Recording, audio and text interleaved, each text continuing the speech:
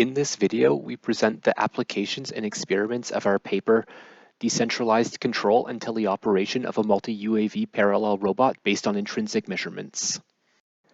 Multi-UAV aerial robots, as seen in these examples, have potential for transportation, grasping, and manipulation tasks, but are currently dependent on motion capture.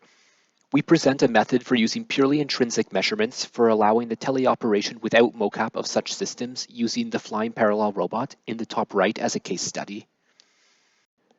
By measuring the relative pose between each quadrotor and the moving platform, we propose two decentralized control laws, one with inter-UAV communication and one without, that depend solely on local measurements.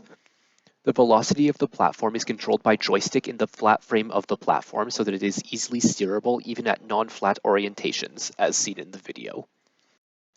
The robot configuration, consisting of the platform roll and pitch and the lag angles, are incremented by buttons. In our experiments, we emulate the required onboard intrinsic pose estimation, potentially performed by onboard cameras, using motion capture with added noise. Work is ongoing to extend this robot to work purely with onboard visual measurements.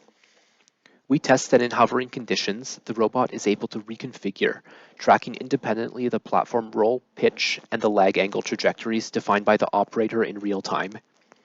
The roll and pitch are constrained between -30 and +30 degrees, and the lag angles between 30 degrees, the wide configuration, and 60 degrees, the narrow configuration, to maintain wrench feasibility and numerical stability in the controller.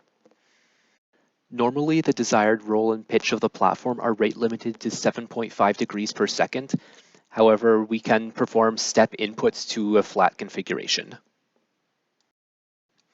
In this second experiment, we demonstrate that, despite the realistically noisy emulated visual measurements and the decentralized architecture of the controller, a precise positioning of the platform is achievable. We use the platform to pick up suspended tennis balls to emulate a fine positioning task, and the positioning error can be seen in the graphs below.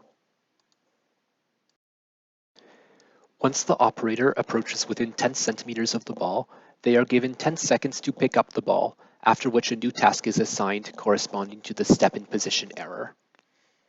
We can see that the platform is sufficiently well controlled to allow the operator to succeed most of the time despite piloting from a difficult eye-to-hand viewpoint.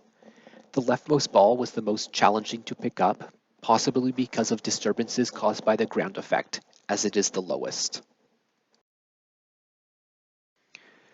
While we have applied this decentralized control method to the flying parallel robot shown in this video, it has potential to allow the operation of a wide class of multi-UAV parallel robots and aerial manipulators in realistic scenarios without the need for precise external localization systems.